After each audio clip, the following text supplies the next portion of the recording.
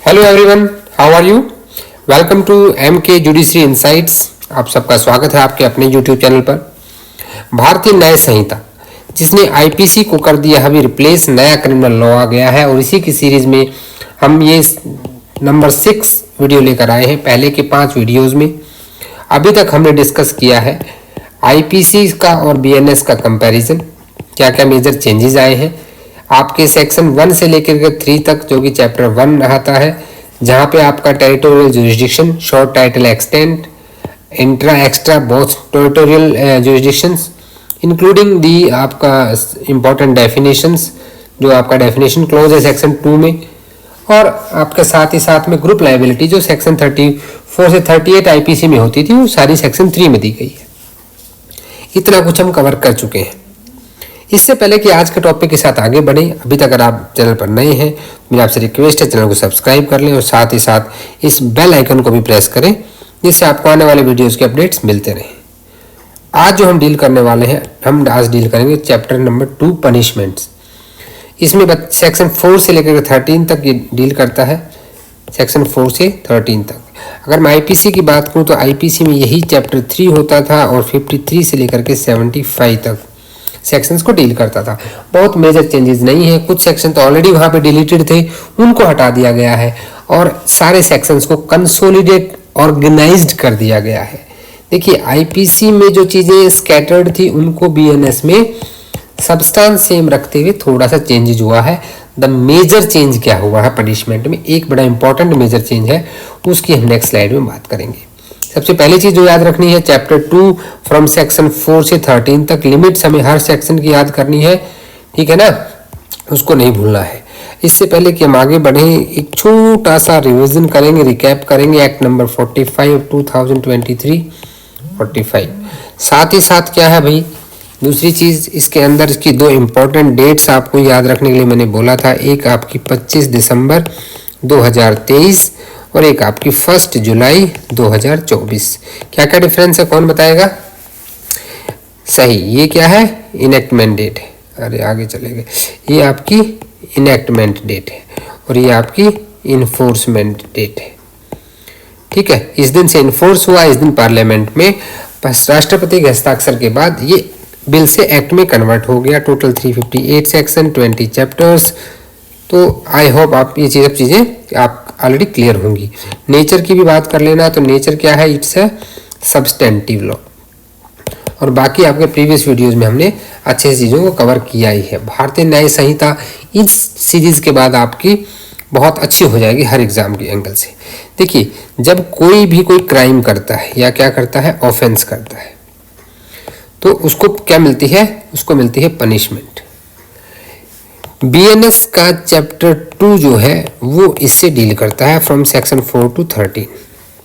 IPC में ये same चीज दी गई थी चैप्टर 3 में फ्रॉम सेक्शन, कौन से सेक्शन से कहां तक थी? सेक्शन 53 से लेकर के 75 तक। एक जो नई चीज ऐड हुई है वो आपकी सबसे इंपॉर्टेंट है, मोस्ट इंपॉर्टेंट है, कम्युनिटी सर्विस। इससे पहले बाकी की हम बात कर लें, आईपीसी में भी सेक्शन 53 में कैपिटल पनिशमेंट डेथ थी। आईपीसी में भी और इस संहिता में भी सबसे जो कैपिटल पनिशमेंट है वो डेथ पेनल्टी है। अगर मैं इंडियन पिनल कोड की बात करूँ तो टोटल 8 सेक्शंस डील करते थे जहाँ पे डेथ पेनल्टी के प्रोविजंस थे। तो बीएनएस में कितना है अपने नोट में लिख लें कि टोटल 6 सेक्शंस ऐसे हैं जहाँ पे डेथ पेनल्टी प्रोवाइड की गई है, ठीक है। जिसमें एक नया सेक्शन ऐड हुआ है 113 टेररिज्म का। अभी आपका काम है कि आप इसमें अपने नोट्स में लिखेंगे वो टोटल 6 सेक्शंस कौन कौन से जहाँ पे डेथ पेनल्टी दी गई है, ठीक है। अरे लिखवा तो मैं दूंगा, कोई दिक्कत नहीं है, उसकी चिंता ना करो, लेकिन आप भी तो कोशिश करो ना। उसके बाद सेकेंड पनिशमेंट आती है आपकी एलआई, लाइफ इम्प्रिजनमेंट, आजीवन कारावास, ठीक है। आजीवन कारावास तो बहुत जगह पे है और एक बहुत जगह पे मर्डर के साथ में, सॉरी डेथ के साथ में अल्टरनेट पनिशमेंट भी है। मर्डर में भी डेथ है, ठीक है। फिर आता है कि इम्प्रिजनमेंट हो सकती है, यानी कि आजीवन कारावास नहीं, सिर्फ कारावास, कुछ समय के लिए 2 साल 3 साल 4 साल 5 साल 1 महीना 6 महीने, किसी भी कुछ भी समय के लिए जेल में रहना।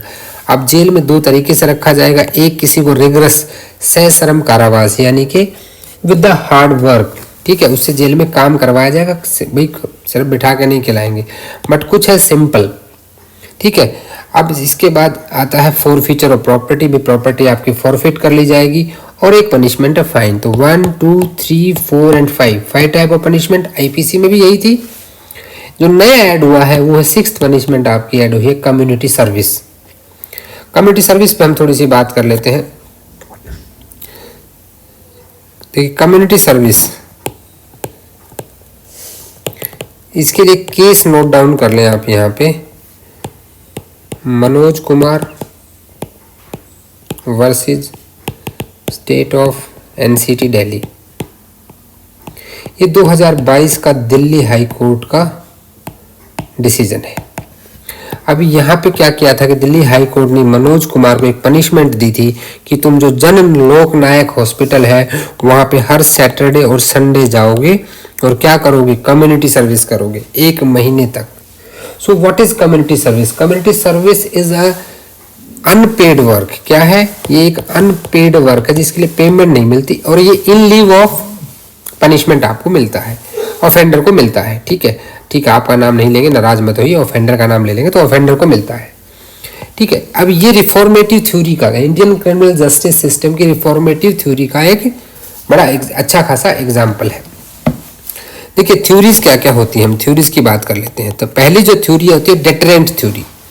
डेटरेंट थ्योरी में क्या होता है कि भाई इस थ्योरी के अकॉर्डिंग जो पनिशमेंट का ऑब्जेक्ट है वो सिर्फ ऐसा नहीं कि गलत करना बचाना, उसको दूर रखना सोसाइटी से, जिससे कि उसे डेटर किया जा सके। ठीक है, फिर ये प्रिवेंटिव थ्योरी, यहाँ पे प्रिवेंशन आती है। फिर आती है आपकी रेट्रीब्यूटिव थ्योरी और रिफॉर्मेटिव थ्योरी। टोटल 4 थ्योरीज आपकी इसमें होती हैं। But in India we use the multiple approach theory. क्या करते हैं, एक मिक्स कल्चर चलाते हैं इंडिया में। इंडियन क्रिमिनल सिस्टम में मल्टीपल अप्रोच थ्योरी काम करती है। ठीक है, इसके लिए केस लिख लिए Narottam Singh versus state of Punjab, 1978 का ये केस है। ठीक है, तो यहाँ पे बहुत अच्छे से सुप्रीम कोर्ट ने कहा था कि भैया जस्टिस कृष्ण अय्यर की स्टेटमेंट है इस केस में। ठीक है, कि जो हमारे इंडियन क्रिमिनल जस्टिस सिस्टम है उसमें मल्टीपल अप्रोच थ्योरी आती है और कम्युनिटी सर्विस कहीं ना कहीं उसी थ्योरी का एक बड़ा अच्छा एग्जाम्पल है। कुछ माइनर ऑफेंसेस हैं यहाँ पे जिसके लिए आपकी कम्युनिटी सर्विस की जो पनिशमेंट है वो आपको दी जाती है। ठीक है, ये आपको पता होना चाहिए। यहाँ तक किसी को कोई डाउट? चलिए, टाइप ऑफ पनिशमेंट पता लग गई, ये मोस्ट इंपॉर्टेंट है, इसको नोट डाउन कर लीजिएगा।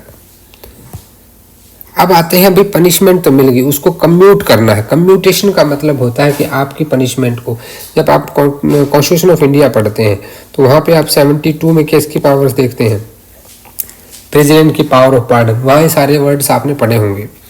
तो कम्यूटेशन यहाँ पे कौन कर सकता है? एक आपकी सेंट्रल गवर्नमेंट कर सकती है, एक आपकी स्टेट गवर्नमेंट कर सकती है। ठीक है भाई, 2 यहाँ पे कर सकती है, central government and state government. अगर अपराध आपका सेंट्रल गवर्नमेंट की एग्जीक्यूटिव पावर के अंतर्गत आता है तो ये कर देगा कम्यूट। क्या कर देगा? ये कह रहा है कि भारतीय न्याय संहिता में दी गई किसी भी पनिशमेंट को ये कन्वर्ट कर सकते हैं into any other punishment. Other punishment means मान लीजिए किसी को भाई लाइफ इम्प्रिजनमेंट हुआ है, उसको दूसरी इसमें कन्वर्ट किया जा सकता है। साथ ही साथ उसको क्या कहोगे, मान लीजिए यहाँ पे आपका किसी को 10 साल की सजा हुई है तो भैया उसको कम्युनिटी सर्विस में भी कन्वर्ट कर सकते हो, आप फाइन में भी कन्वर्ट कर सकते हो। ठीक है, दूसरी एक इंपॉर्टेंट चीज यहाँ पे आईपीसी से क्या चेंज आया है? आईपीसी से चेंज ये आया है कि आईपीसी में पहले 54 और 55 2 सेक्शन डील करते थे, 54 एंड 55 कम्यूटेशन ऑफ सेंटेंस का। 54 कम्यूटेशन ऑफ डेथ, 55 आपका commutation of life imprisonment. And 55A आपको बताता था कि कौन सी गवर्नमेंट एप्रोप्रिएट गवर्नमेंट होगी। ठीक है, लेकिन वहां पे सीआरपीसी का कोई जिक्र नहीं था। अभी बीएनएस में क्या आ गया है कि बीएनएसएस, अभी सीआरपीसी से क्या आ गई है, भारतीय नागरिक सुरक्षा संहिता, उसका जिक्र आपको मिलेगा। तो जो सेक्शन 54, 55 एंड 55A था, इसको कंबाइन करके, पूरे को कंबाइन करके एक सेक्शन बना दिया गया, section 5। Understood? The appropriate government, जो कुछ मैंने अपने आपके स्लाइड्स में बोल्ड और इटैलिक लिखा है वो आपका इंपॉर्टेंट कीवर्ड्स हैं। क्या है इंपॉर्टेंट कीवर्ड्स हैं। यहाँ से आपके एमसीक्यूज एरिया भी हैं और ये आपको मेंस आंसर राइटिंग में भी काम आएंगे।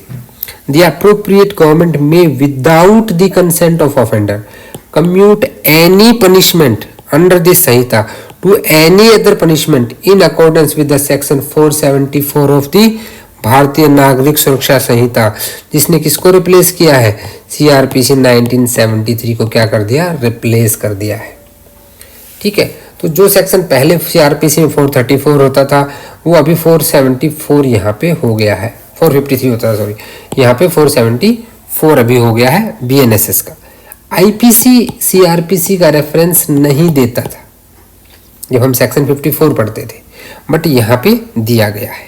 एक्सप्लेनेशन यहाँ दी गई है कि for the purpose of this section appropriate government, जिसकी डेफिनेशन अलग से इंसर्ट की गई थी आईपीसी में, यही दे दी गई है कि ऐसे केसेस जहां पे sentence of death, where the sentence is sentence of death, जहां डेथ सेंटेंस है, या कोई ऐसा अपराध जो relating to a matter to which executive power of the union extend, union की एग्जीक्यूटिव पावर वहां पे होती है तो सेंट्रल गवर्नमेंट माना जाएगा। In the case where sentence whether death और नॉट, चाहे डेथ हो या नहीं हो, किसी भी अपराध के लिए अगर कोई ऐसा लॉ है जिसका एग्जीक्यूटिव पावर स्टेट्स के अंदर आता है, जैसे स्टेट एक्साइज एक्ट है उसके अंदर आता है, तो वहां पे जो अप्रोप्रिएट गवर्नमेंट होगी जो कम्यूट कर सकती है वो आपकी स्टेट गवर्नमेंट बात करती है। यानी कि एक्सप्लेनेशन डिफाइन करती है कि अप्रोप्रिएट गवर्नमेंट कौन सी होगी। अब नेक्स्ट यहाँ पे आता है फ्रैक्शन ऑफ द पनिशमेंट, यानी कि अभी एक जनरल मिथ है कि लाइफ इम्प्रिजनमेंट का मतलब होता है 20 साल, और ये मिथ कहाँ से जनरेट होती है, ये सेक्शन 6 और आईपीसी में चले जाएं तो यही सेक्शन 57 ऑफ आईपीसी, जो क्या कहता है कि in calculating fractions of the terms of punishment imprisonment of life shall be record as equivalent to imprisonment of the 20 years unless otherwise provided. अब देखिए यहाँ पे बहुत सिंपल सी चीज करा, इसमें कुछ चेंज नहीं किया है। इसमें अगर आप देखेंगे इसमें सिर्फ एक ही चीज ऐड हुई है, अनलेस अदरवाइज प्रोवाइडेड। ये जो वर्ड है ये पहले आईपीसी में नहीं था, ठीक है, सिर्फ यहीं तक लिखा गया था। अनलेस अदरवाइज प्रोवाइडेड का मतलब है जब तक ये कहीं ना दिया गया हो, अदरवाइज लाइफ इम्प्रिजनमेंट का मतलब माना जाएगा। देखिए प्रैक्टिकली उसको पूरी लाइफ रहना है जेल में, but for calculation of the fractions, fractions means मान लीजिए अभी किसी ने फाइन नहीं पे किया, लाइफ इम्प्रिजनमेंट प्लस फाइन किसी को पनिशमेंट मिली, फाइन का डिफॉल्ट कर दिया तो उसको 1/4 ऑफ द मैक्सिमम पनिशमेंट मिल सकती है in lieu of the default of the fine. अब 1/4 किसका निकालोगे भी, लाइफ किसी की कैसे बताओगे? तो ऐसी कैलकुलेशंस के लिए लाइफ को हम 20 साल मानेंगे और 20 साल का 1/4 हो जाएगा 5 साल। समझ रहे हो मेरी चीज को? तो ये यहां पे इंपॉर्टेंट है। क्लियर? नेक्स्ट चलते हैं कि जो सेंटेंस होगी, जो जेल में कोई जाएगा, ठीक है, होली और पार्टली रिग्रेस और सिंपल। भाई मान लीजिए किसी को 10 साल की सजा हुई, अब जज चाहे तो उसको 5 साल सिंपल, 5 साल रिग्रेस, जज चाहे तो उसको, है ना, ऐसे दे सकता है पूरा 10 के 10 साल रिग्रेस आ रही।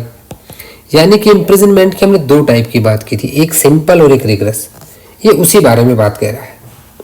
और आईपीसी में ये सेम चीज दी गई थी, सेक्शन हमेशा लिखा करो, रेफर आईपीसी सेक्शन 60, क्योंकि देखो अभी आईपीसी में बहुत ज़्यादा चेंजेस नहीं आए तो उसके सेक्शंस भी आपको पता होने चाहिए, ताकि जब आप आईपीसी का कहीं अगर किसी केस लो का आप रेफर करो, वहाँ आपको आईपीसी का पुराना सेक्शन मिल जाता है, तो how will you come to know कि भाई जो ये सेक्शन यहाँ पे डील कर रहा है ये यहाँ पे कौन सा सेक्शन था।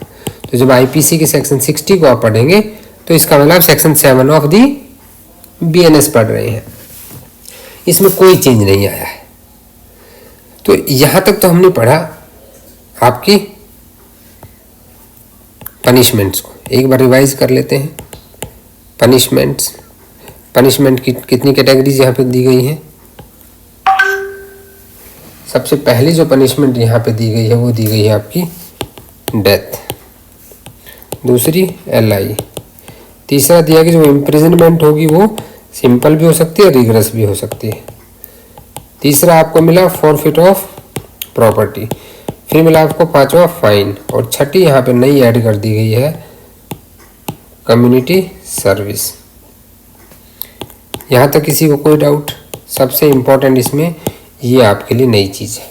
Manoj Kumar versus state of NCT Delhi, इस केस को आप नोट डाउन कर लें। अब इस पुलिस में मैंने बताया कि डेथ जो है वो टोटल 6 ऑफेंसेज में है, LI भाई बहुत सारे ऑफेंसेज में है, इम्प्रिजनमेंट तो सभी में है, किसी में सिंपल है किसी में रिगरस है, फॉरफिट ऑफ प्रॉपर्टी है। अब फाइन क्या, इनमें तो इन पनिशमेंट में किसी को जेल में रहना पड़ेगा, यहाँ प्रॉपर्टी फॉरफिट हो जाएगी। अब ये फाइन क्या है? कम्युनिटी सर्विस की हमने बात कर ली, तो सबसे पहले हम फाइन की बात कर लेते हैं। तो फाइन जो है जुर्माना, ये देखिए एक आपको प्रोविजन दिया जाता है दो तरह से। पहला प्रोविजन आपका होता है कि आपको सजा मिलेगी कुछ समय के लिए प्लस फाइन, ये आपको सजा मिलेगी और फाइन, और बोथ ऐसे होता है, यही होता है ना। अब ये फाइन क्या है? तो फाइन के प्रोविजंस पहले 63 से 70 तक आईपीसी में दिए गए थे, और जैसा कि इस फोटो से बहुत क्लियर आपको है कि भैया अगर टाइमली फाइन नहीं भरोगे तो हथकड़ी रखी है। हथकड़ी इन द सेंस कि आपको जेल भेज दिया जाएगा, जेल में रखा जाएगा अगर आपने फाइन नहीं भरा तो जो सेक्शन 8 आपका है, सेक्शन 8 सब सेक्शन 1 से लेकर के सेक्शन 8 सब सेक्शन 7 तक आपके फाइन जुर्माने के प्रावधान देता है। जनरल प्रोविजंस जो है वो सेक्शन 8(1) में और 8(2) में दिए गए। 8(1) जो है वो आपका अमाउंट ऑफ फाइन से डील करता है कि अमाउंट ऑफ फाइन कितना हो सकता है, और 2 आपको कहता है कि भैया अगर नॉन पेमेंट करोगे, डिफॉल्ट कर दोगे, फाइन नहीं दोगे तो उसके बदले आपको क्या सजा दी जाएगी, सजा दी जा सकती है। और नॉन पेमेंट ऑफ फाइन का फिर क्या क्या वो आपके ऊपर ग्रीवेंसेस आएंगे, ये आप 8(3) से 8(7) तक पढ़ेंगे। क्लियर? आईपीसी के सेक्शन 63 से 70 को सेक्शन 8 में कंसोलिडेट कर दिया गया है, सब सेक्शन 1 से सब सेक्शन 7 तक। चलिए सबसे पहले भी हम आते हैं अपने सेक्शन 1 पे। अभी 1 क्या बात कर रहा है? There is no sum where no sum is expressed, ये कह रहा है कि भैया जहां कहीं पे कोई अमाउंट ना दे रखा हो तो fine may extend the amount of fine to which the offender is liable is unlimited. तो यहाँ पे एक ही बात याद रखें आपकी, फाइन जो है वो अनलिमिटेड हो सकता है, बट एक अच्छी, ऐसे तो भाई किसी को भी आप दे दोगे 10 करोड़ का फाइन, मर जाएगा बेचारा, कहाँ से देगा वो। But shall not be excessive, but वो एक्सेसिव नहीं होना चाहिए। अगर आप देखते हो तो एक्साइज एक्ट में आप देखेंगे तो फाइन 10 लाख करोड़ रुपए तक फाइन है ना। अगर आप देखेंगे तो आईपीसी में आपके जो भी एनएस है अभी उसमें बहुत कम फाइन है, तो ये एक्सेसिव नहीं होना चाहिए depending upon the nature of the crime. अब सब सेक्शन 2 क्या कहता है कि किसी भी ऐसे अपराध में जो पनिशेबल है किसके साथ, with imprisonment as well as fine, जहां पे आपकी इम्प्रिजनमेंट प्लस फाइन है, दोनों चीजें हैं। और ऑफेंडर क्या है, the offender is sentenced to a fine whether with और विदाउट इम्प्रिजनमेंट, या फिर पनिशेबल विद इम्प्रिजनमेंट और फाइन, यहाँ पे क्या है और है, और विद फाइन ओनली या सिर्फ फाइन से है। And offender is sentenced to a fine, यहाँ पे इम्प्रिजनमेंट के साथ में फाइन हो, यानी फाइन के साथ इम्प्रिजनमेंट, जेल भी हो या नहीं हो, बट यहाँ पर सिर्फ फाइन है। तो it shall be competent to the court which sentence such offender to direct by the sentence, अगर इन डिफॉल्ट करता है, पेमेंट ऑफ फाइन नहीं देता है, पेमेंट ऑफ फाइन नहीं देता है, offender shall suffer imprisonment for a certain term in which imprisonment shall be in excess of any other imprisonment to which he may have been sentenced or to which he may be liable under the commutation of a sentence। अभी आपको सीधी सी एक बात कह रहा है कि भैया अगर फाइन नहीं भरोगे तो आपको हम जेल दे सकते हैं उसके बदले। अब कितनी जेल देंगे ये बताएगा आपको 8(3). क्या बताएगा? 8(3) इस बारे में बताएगा कि भैया हम आपको कितनी जेल देंगे। है ना। अगर इन डिफॉल्ट ऑफ पेमेंट करेंगे तो बहुत सिंपल सी चीज़ याद रखना, 1/4 ऑफ मैक्सिमम। इसको मैं एग्जाम्पल से आपको बताता हूँ। मिस्टर ए ने क्या किया, चोरी की, थेफ्ट की। थेफ्ट के लिए पनिशमेंट है 3 साल की, प्लस इसको 500 रुपये फाइन दे दिया गया। अब मान लो इसने 500 रुपये का फाइन नहीं दिया तो इसको क्या करेंगे भैया, इसका 1/4, 3 ईयर्स का 1/4 यानी कि 9 मंथ की पनिशमेंट दे सकते हो। कितने दे सकते हो, 9 मंथ्स की। The term for which the court directs the offender to be imprisoned in default of the payment of fine shall not है, इसे जरूरी नहीं कि 9 महीने हो, बट 9 से ज्यादा नहीं हो सकता है। of the term of imprisonment which is the maximum fixed for the offense, बता थेफ्ट के लिए मैक्सिमम 3 साल है, हो सकता है इसको 1 साल प्लस 1000 रुपये फाइन दिया हो, तो जो 1/4 निकलेगा वो इस 1 साल का नहीं निकलेगा, जो मैक्सिमम है उसका निकलेगा। क्लियर ये चीज। अब सेक्शन 8 के सब सेक्शन 4 पर आइए। The imprisonment which the court impose in default of payment of a fine और default of the community service, ये नई चीज ऐड हो गई है। अभी मनोज कुमार को बोला गया था जन लोक नायक पे जाके काम कम्युनिटी सर्विस करने को, अब उसने नहीं की, ठीक है, तो क्या होगा, may be offended to which the offender might have been sentence. इसके बदले क्या है, कोर्ट उसको क्या करेगा भाई, उसको किसी भी डिस्क्रिप्शन की, एनी डिस्क्रिप्शन मतलब सिंपल या रिगरस पनिशमेंट दे सकता है। अगर ऑफेंस पनिशेबल है सिर्फ फाइन से या कम्युनिटी सर्विस से, द इम्प्रिजनमेंट ऑफ, अभी तक तो हम बात देखिए 8 का जो 4 है, 3 और 4, ये बात करता है आपका कि भाई यहाँ पे इम्प्रिजनमेंट के साथ में फाइन है, ईदर और विद दिस। और अगर ये फाइन इसके साथ है तो क्या होगा, बट सेक्शन 8 फाइन कह रहा है जहां पे ओनली फाइन है, पनिशमेंट नहीं है, सिर्फ जुर्माना है या सिर्फ कम्युनिटी सर्विस, और वहां पे क्या करता है कि कोर्ट वो डिफॉल्ट कर देता है, ना तो कम्युनिटी सर्विस करता है और ना ही फाइन पे करता है, तो उस केस में जो पनिशमेंट मिलेगी दैट शैल बी सिंपल। सो सबसे इंपॉर्टेंट एमसीक्यू है आपका ये कि अगर सिर्फ ओनली फाइन है, ओनली फाइन या ओनली कम्युनिटी सर्विस, ठीक है, या फिर फाइन और कम्युनिटी सर्विस, ये सिर्फ 2 ही पनिशमेंट है, उस केस में इनके डिफॉल्ट ऑफ फाइन में जो पनिशमेंट मिलेगी वो सिंपल होगी। इसको मार्क कर लेना अपने नोट्स में। इससे पहले आपने पढ़ा था इधर डिस्क्रिप्शन पढ़ा था ना, यहाँ पे एनी डिस्क्रिप्शन, बट यहाँ पे क्या है, सिंपल होगी। यहाँ पे ये चीज क्लियर होगी।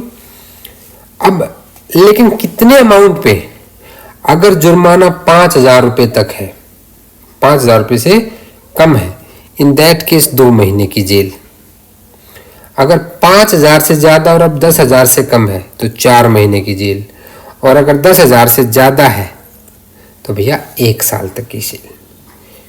इस टेबल को ना लिख लो, up to 5,000 2 months, up to 5,000 2 months, up to 10,000 4 months, more than 10,000 1 year. ये आपका एमसीक्यू के लिए यहाँ पे 4 एमसीक्यू पॉइंट्स है आपके, 4 एमसीक्यू पॉइंट है, 3 तो इस टेबल में है और 1 ये है, इनको मार्क कर लेना। अब आते हैं 8(6) में। The imprisonment which is imposed in default of payment of fine shall terminate. अब 8 का 6 क्या बता रहा है, टर्मिनेशन। ये कह रहा है भैया किसी को अगर 500 रुपये का फाइन हुआ और वो 500 रुपये दे देता है, 5,000 से कम है तो उसको 2 महीने की सजा मिलनी चाहिए, मिलनी चाहिए ना 2 महीने की सजा। और अगर उसने अपना अमाउंट दे दिया तो 250 रुपये में 1 महीने का हो गया, तो उसको छोड़ दिया जाएगा, या तो levied by process of law या फाइन पे कर दे तो उसको हम छोड़ देंगे, टर्मिनेट कर देंगे उस पनिशमेंट को। If before expiration of the term of imprisonment fixed, ये उस सजा की बात कर रहा है जो default of payment of fine में हुई है। फाइन ना देने की वजह से जो सजा हुई है, जैसे 2 महीने की सजा हुई है, अगर 2 महीने खत्म होने से पहले बचा हुआ अमाउंट दे देगा तो प्रोपोर्शनल वे में वो क्या हो जाएगी, उसको छोड़ दिया जाएगा। इस एग्जाम्पल ये इलस्ट्रेशन दिया गया, इलस्ट्रेशन को पढ़ना आप। मैं इस इलस्ट्रेशन को समझाता हूँ कि मिस्टर ए जो है उसको सेंटेंस हुआ 1,000 रुपये। कितना जुर्माना हुआ? 1,000 रुपये का। और उसने 1,000 रुपये नहीं पे किया, उसके डिफॉल्ट में उसको 4 महीने की सजा होगी। यह क्लियर समझते हैं। मिस्टर ए को फाइन की पनिशमेंट हुई 1,000 रुपये की। अब इसने 1,000 रुपये जमा नहीं किए, तो जज साहब ने क्या किया? जज साहब ने आदेश दिया कि इसको 4 महीने की सजा दे दो, 4 मंथ्स की। अब क्या हुआ कि ये बोला कि साहब मेरे पास तो 750 रुपये हैं। भाई 750 है, अगर 4 महीने का देखेंगे तो 250 रुपये, 250 रुपीज पर मंथ हो गया। तो ठीक है भैया, 1 महीना जेल में रह लो और 3 महीने का तुम 750 भर दो, 1 महीने बाद हम आपको छोड़ देंगे। अब मान लो सजा शुरू हो गई थी, बोला कि मैं तो जेल में चला जाऊंगा, पैसे नहीं दूंगा। लेकिन जैसे जेल की रोटियां खाई तो बंदा हो गया तंग। अब उसको यहाँ पे 2 महीने हो गए थे, 2 मंथ्स हो गए, 2 मंथ बचे थे। अब बोला कि मैं बाकी नहीं रह पाऊंगा, तो नहीं रह पाओगे तो बाकी बच गया अमाउंट 500 रुपये। बचे हुए 2 महीने का कितना फाइन हुआ? 500 दो और चले जाओ। तो जो सेक्शन 8 सब सेक्शन 6 है, ये बात करता है टर्मिनेशन की। टर्मिनेशन 2 तरह से होता है, या तो पूरा 1,000 रुपये भर दो, टर्मिनेट होगी पूरी, या प्रोपोर्शन में दे दो। तो प्रोपोर्शन में जितना पैसा जमा कराओगे उतनी पनिशमेंट आपकी कम हो जाएगी। क्लियर हुई? यहां तक चीज समझ में आ गई ना? फाइन की चीज समझ में आ गई, नहीं आ गई? Very good. 8 सब सेक्शन 7 कहता है कि द फाइन और any part thereof which remains unpaid. ये बहुत इंपॉर्टेंट है। जो सेक्शन 8 का सब सेक्शन 7 है, सेक्शन 70 से डील करता है। ठीक है। अब ये कह रहा है कि भैया मान लो किसी को सजा होने के 3 वो है। सेक्शन 8 के सब सेक्शन 7 को मैं आपको इसी में समझा देता हूँ, इसी से आपको क्लियर हो जाएगी चीजें। अब मान लीजिए किसी के ऊपर क्या है, 3 चीजें लागू हैं यहाँ पे। फाइन अनपेड है और उसको सजा हुई है कितनी? 6 साल से कम की सजा हुई है। तो उस 6 साल के अंदर from the date of passing of sentence within 6 year, या तो वो कानून की प्रक्रिया के द्वारा माफ हो जाए, या उसको उससे वो फाइन रिकवर किया जा सकता है। अगर 6 साल से ज्यादा हो तो भैया जितनी सजा हुई है उसके खत्म होने तक, मान लीजिए 10 साल की सजा हुई है तो 10 साल खत्म होने से पहले वो फाइन उससे लिया जा सकता है। मान लो अभी एक्यूज की डेथ हो गई, उसको मिली थी सजा 10 साल की और साथ में जुर्माना, और उसकी डेथ होगी, जुर्माना नहीं भरा। सबसे इंपॉर्टेंट चीज है, मैं बता रहा हूं, याद रखना इसको, कि the death B legally liable for his death after his death. यानी कि किसी की डेथ ऑफेंडर की उसकी फाइन की लायबिलिटी को खत्म नहीं करती है। The death of the offender does not discharge from the liability any property which would after his death. उस भाई वो मर गया तो उसकी प्रॉपर्टी से आफ्टर हिज डेथ वो रिकवर किया जा सकता है। सेक्शन 8 सब सेक्शन 7 के 3 पॉइंट समझ में आ गए। 6 साल से कम की पनिशमेंट है, 6 साल के अंदर रिकवर कर लेंगे। 6 से ज्यादा है, सजा खत्म होने से पहले तक रिकवर कर लेंगे। अगर डेथ हो गई तो उसकी प्रॉपर्टी बेच के रिकवर कर लेंगे। इंपॉर्टेंट चीज जो यहाँ पे आपसे एग्जाम में पूछी जाती है वो है कि क्या डेथ, भाई मान लीजिए मुझे 10,000 रुपये जुर्माना हुआ मुझ पर और मेरी डेथ हो गई वहां पे, तो किससे लोगे भाई? अगर देखो कैसे कैसे कमेंट करते हो यार तुम, अगर प्रॉपर्टी नहीं है तो फिर कहाँ से लेंगे? फिर तो कहीं से सरकार थोड़ी ले लेगी। बट कोई भी ऐसा प्रॉपर्टी जिससे रिकवर की जा सकती है, उसकी जो लायबिलिटी खत्म नहीं होती है, वहां पे क्या खत्म नहीं होती है? लायबिलिटी खत्म नहीं होती है। क्लियर? तो आपने आज सेक्शन 4 में पढ़ा कि पनिशमेंट की टाइप्स कितनी है। सेक्शन 5 में आपने कम्यूटेशन ऑफ द पनिशमेंट को पढ़ा। 6 में आपने पढ़ी LI कितनी होगी? 20 ईयर्स की। 7 ने क्या बताया था आपको? होली और पार्टली क्या हो सकती है? सिंपल हो सकती है और रिगरस हो सकती है। और सेक्शन 8 सबसे इंपॉर्टेंट 1 से लेके 7 तक हमने कंप्लीट फाइन के बारे में पढ़ा। फाइन की मैंने आपको 3 टेबल बताई, वो टेबल जरूर याद कर लेना कि अगर भाई 5,000 रुपये तक फाइन है, 10,000 रुपये तक फाइन है और 10,000 से ऊपर है तो 2 महीने, 4 महीने और 1 ईयर। ठीक है। आई होप यहाँ तक आपको ये सेक्शंस क्लियर हो गए होंगे। अभी सेक्शन 9 से लेकर के और 14 तक का जो है वो नेक्स्ट वीडियो में हम कवर करेंगे, जो आईपीसी के सेक्शन 71 से 75 तक वहाँ तक डील करता है। तो मिलते हैं नेक्स्ट वीडियो में। with the second part of the chapter 2 punishments. अगर आपको लगता है चैनल सही में नॉलेजेबल है, शेयर करना चाहिए, बेनिफिशियल है, तो please share it and like the video. Comments करके ज़रूर बताएं कि आपको वीडियो कैसा लगा। मिलते हैं नेक्स्ट वीडियो में, तब तक के लिए जय हिंद, जय भारत।